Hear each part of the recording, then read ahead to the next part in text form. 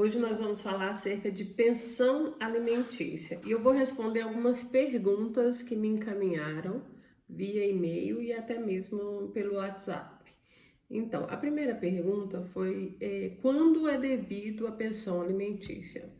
Então é importante entender que na dissolução do casal, seja divórcio ou união estável, ou mesmo pai e mãe tiverem tido um relacionamento ocasional, ou seja, a partir do nascimento do filho, com registro de certidão de nascimento, automaticamente essa criança deve receber a pensão alimentícia, pois sua natureza é presumida até que o filho atinja 18 anos. Então, é um direito do menor. Outra pergunta é qual o procedimento para receber a pensão alimentícia?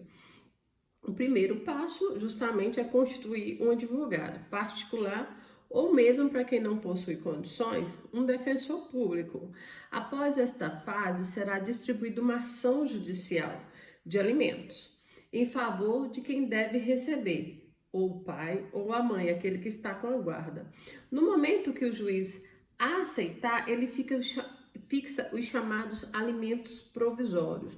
Como o próprio nome diz, é algo que não possui caráter definitivo e tal valor irá ser mantido até o final do processo da sentença. No final, a ação será dado um valor do percentual definitivo, devendo ser igual ou maior ou menor do que o que o juiz arbitrou provisoriamente. Outra pergunta que me foi mandada é qual percentual que a pessoa tem que pagar de pensão e como que é realizado esse cálculo. Primeiro, é importante entender que não existe um valor mínimo ou máximo fixado. Até sobre essa questão ainda persiste o mito dos 30%, de que deve ser fixado exatamente nesse percentual para quem paga pensão. Mas, na verdade, nós devemos nos ater na possibilidade e na capacidade de quem recebe a pensão e até paga, né? A capacidade de quem paga de suportar o custo para não prejudicar seu próprio sustento.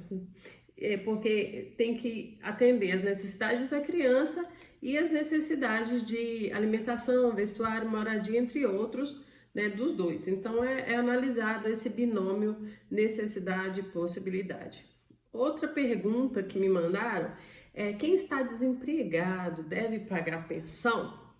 Sim, os juízes entenderam que a pensão para o filho é de primeira necessidade e sempre fixa um valor, mesmo que pequeno, para o pai ou a mãe pagar.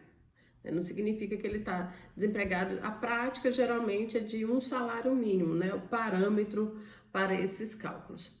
Outra pergunta é sobre o regime de guarda compartilhada. Mesmo assim, é obrigatório o pagamento da pensão? Sim. Isso é uma confusão corriqueira e de quando a guarda compartilhada, a pensão deve ser diminuída ou mesmo extinta. Essa modalidade nada mais é do que equilibrar o tempo em que o filho passará com os pais na lei. Nenhum tipo de previsão para exoneração de alimentos, mesmo na guarda compartilhada. O que busca é analisar o binômio possibilidade, necessidade dos alimentos, que é o parâmetro estipulado para determinar o valor da pensão em favor do filho. Outra pergunta é quando acaba a obrigação de pagar a pensão.